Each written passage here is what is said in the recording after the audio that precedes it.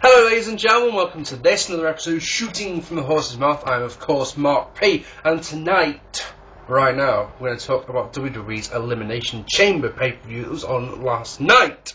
Now, the Elimination Chamber itself, it's quite a difficult match to fuck up really, isn't it? I mean, throw in 6 guys into what essentially is a cross between Hell in a Cell and War Games, or the closest to War Games I personally think we'll ever see in the WWE, and let them go for however long. So I still to this day believe that having 2 of them on a card is just overkill. And the thing is that you always have them competing against each other, and you know. Anyway, this show, on paper, didn't look too great, I've got to say. When you've only got 4 matches advertised, you're thinking to yourself, right, even if both Elimination Chambers match went an hour, you'd still probably have half an hour to kill, because the Divas match you weren't expecting to last very long, and Drew McIntyre versus Kane was going to last about 10 minutes. So you're like, yeah, half an hour, 40 minutes maybe to fill. So you're expecting some bad stuff.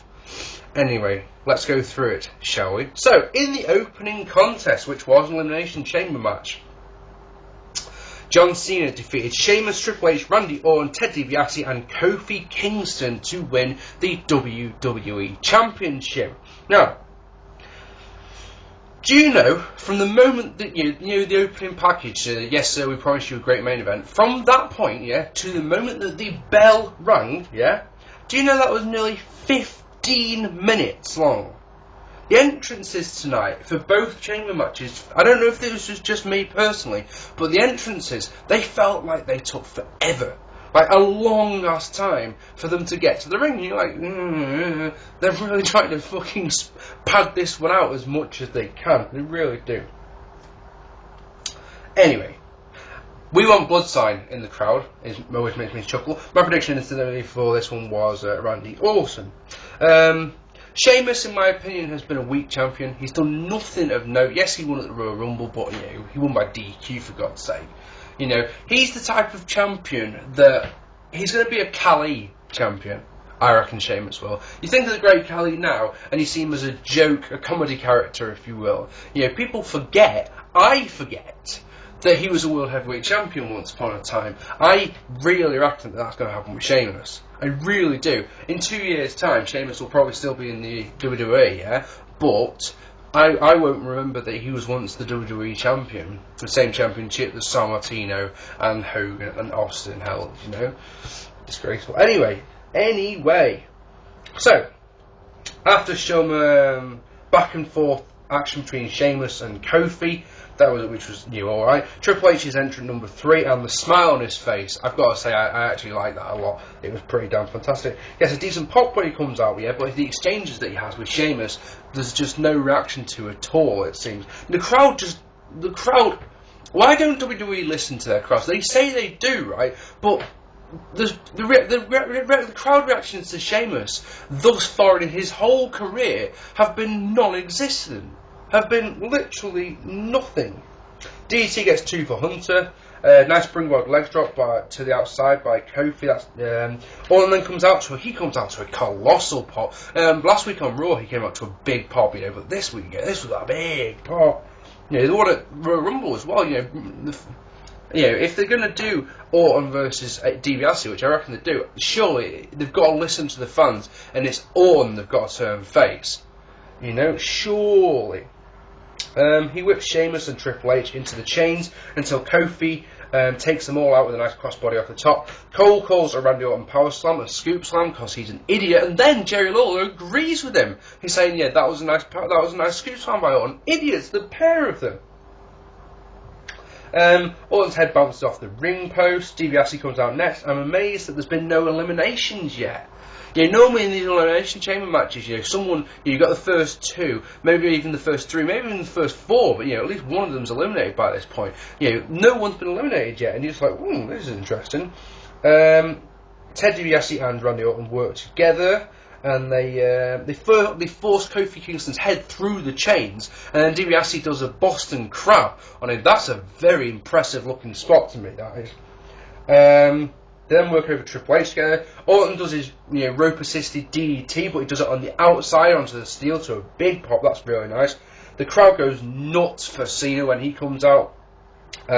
He completely owns Legacy. Hits the attitude adjustment on the steel to Ted DiBiase. But then, I was just saying, the announcers start saying about that they can't believe that there's been no eliminations yet. So it's not just me sat there going, oh, no, I know it's been eliminated yet. The announcers are saying it as well.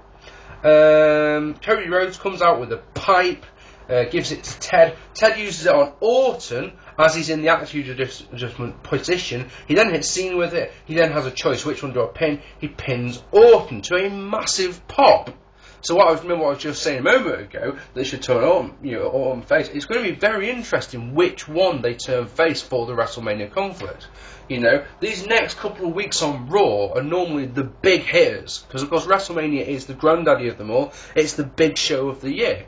You know,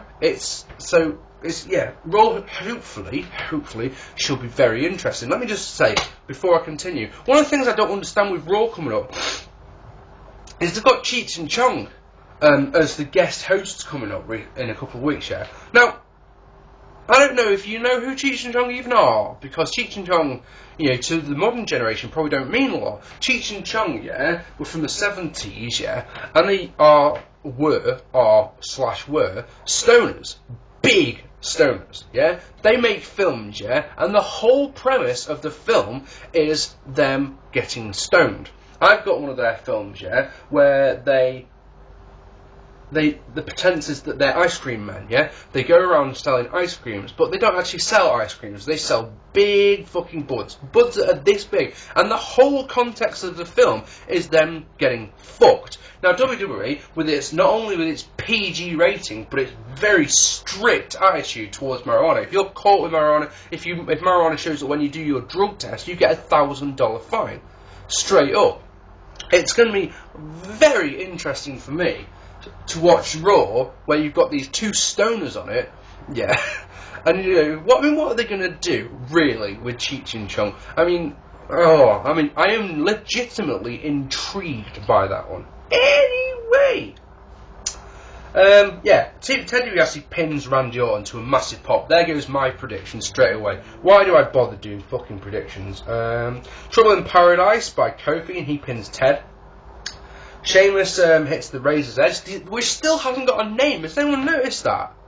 The Razor's Edge they use, we all call it a Razor's Edge because that's what it is. That's what we know it as. But Sheamus, who has been in WWE for 8 months now, something like that, hasn't got a name for it. That's very interesting. That pins Kofi.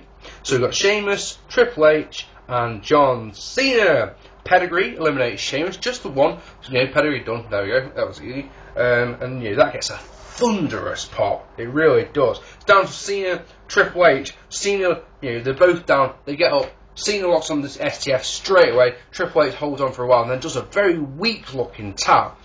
And that is it. Cena is the champion.